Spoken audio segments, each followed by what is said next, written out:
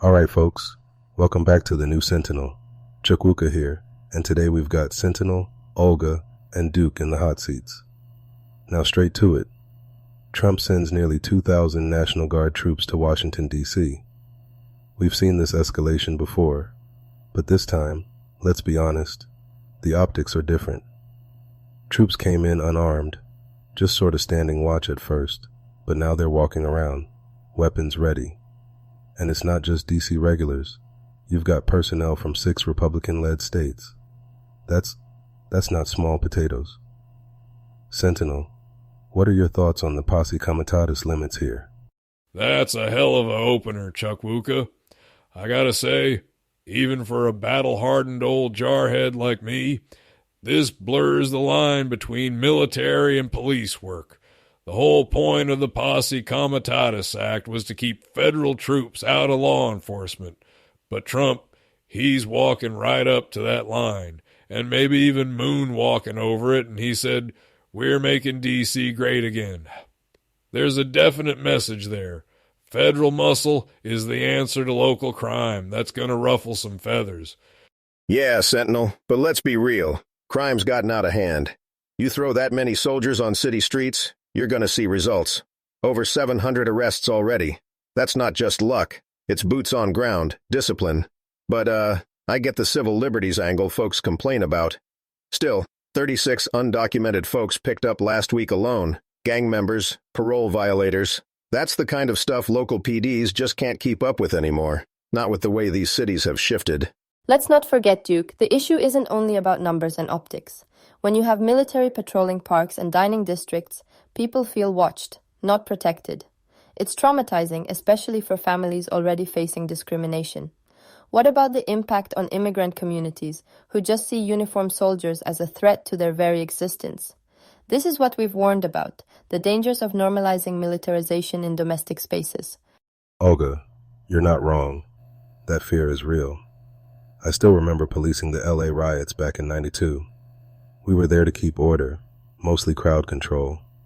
But it didn't feel like, what's the word? Occupation.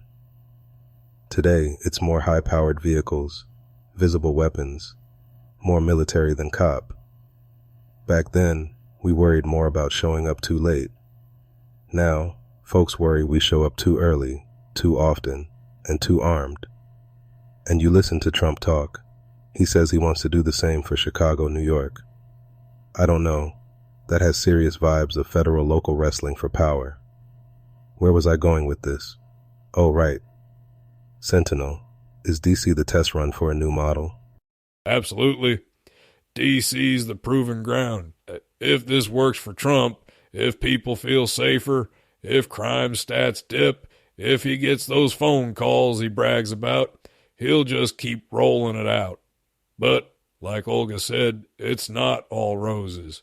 Every arrest, every bit of graffiti cleaned up, someone's also thinking, who's in charge here? That federal-local tension, it's only just heating up, almost like what we saw when National Guard got pulled into Chicago and Portland during unrest a few years back. The balance is fragile. Yeah, but hey, city's got to be safe before it can be beautiful. Otherwise, all that new grass Trump's bragging about, you can't even enjoy it. I'll take some steel over chaos any day. Unless you're the family on the receiving end of a midnight raid, Duke, safety isn't just about arrests. It's about feeling like you belong. We risk criminalizing poverty and migration, which doesn't make anyone safer in the long run. Let's move on before I get any more heated. Speaking of feeling unsafe, let's talk Ukraine. Just days ago, Ukraine launched these bold drone and missile raids on Russian-held cities, Yenakieve, Horlivka, Novoshaktinsk, you name it. They even used their new Flamingo missile, 3,000-kilometer range. This is technology the world hasn't quite reckoned with yet. But, and this is important, civilian infrastructure is getting hit too. I don't just mean energy plants. In Mukachevo, a US-owned electronics factory was bombed. 19 workers injured. I want listeners to picture these people, mothers, fathers, regular folks on a factory shift when the air raid sirens go off. That's war's toll, and it's only getting worse. Those Ukrainian strikes, though, that's some next-level stuff. The Flamingo missile ain't no toy. Shows Ukraine can hit back, hard. It's a move to rattle Russian command, cross a few red lines. And Russia, man, they struck back with everything. 574 drones, 40 missiles, at Ukraine's infrastructure and cities. Big shock and awe. Old-school doctrine. I mean, Lviv, Yenikiev, civilian targets. A couple casualties and injuries. 21 in one city alone. And look, these are the biggest barrages since July. It's not just war, it's sending messages, ain't it, Ethan? Damn straight, Duke. Back in military school, they drilled us on escalation ladders, each side up in the ante, hoping the other backs down. It's like Cold War Berlin, except now drones replace tanks and jet fighters. But the old question sticks.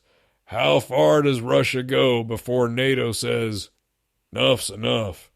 When NATO aircraft scramble in Poland, that's signaling we're all watching, maybe even ready. And meanwhile, the world's patience is wearing thin. You hear it from Vice President J.D. Vance. Europe must bear the lion's share. That sounds like a shift. Americans tired of writing the checks, maybe. Now, talk spreads in Germany about boots on the ground, which makes my heart race, to be honest.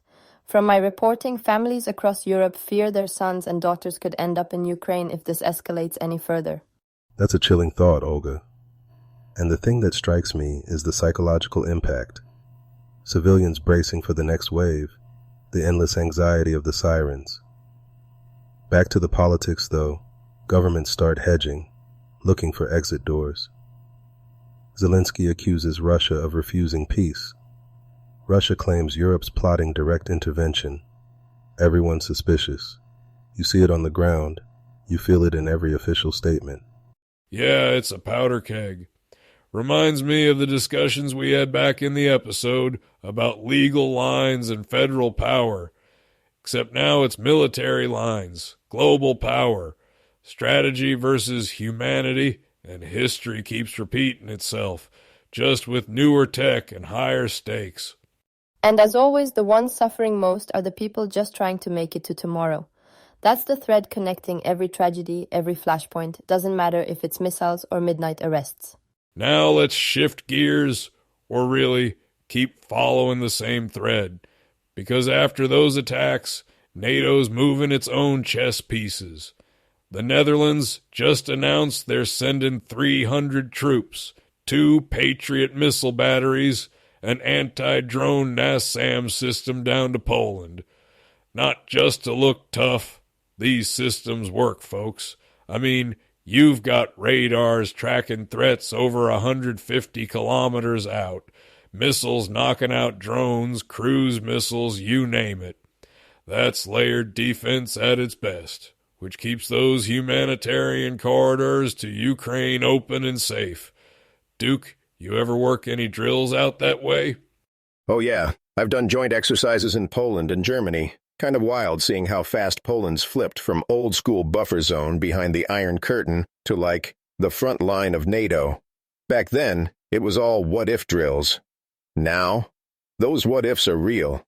Patriot batteries on the ground, Dutch troops right there on the tarmac at Jasionka Airport. It ain't just show of force. Russia knows if they push, there's teeth waiting. And those F-35s the Dutch are sending next month? Let's just say, if I were betting, I wouldn't be betting against NATO's readiness this time. And there's the message. NATO's putting steel in the east, not just paper promises. New radar, missiles, anti-drone gear, that's all muscle. But I gotta ask, what does this mean for Poland, for the region? Are we seeing a permanent shift, or is this just another flare-up until everyone blinks? It's a transformation, Chukwuka. Local people in Rzeszów and further east, suddenly their towns are NATO hubs, a mixed blessing. There's security, but there's also tension. Some sleep better, some sleep worse. More soldiers means more eyes, but also more targets. From my interviews, you hear pride, but you also hear anxiety. And at the end, every new missile system is both a shield and a sign of how uncertain peace truly is. That's why studying the dynamics, tech plus politics plus public mood, is so important. We need to balance deterrence with clear communication. History's shown us miscalculations what starts wars.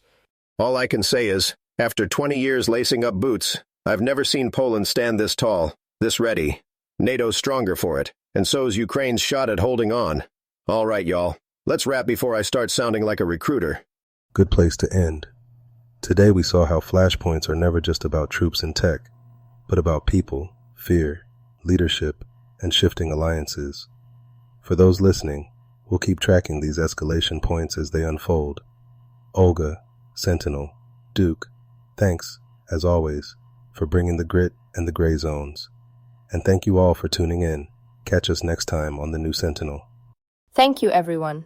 It's always worth remembering that behind every headline, there are real lives at stake, and I hope we never lose sight of their stories. Until next time, friends. Stay sharp, folks. See you all down the road.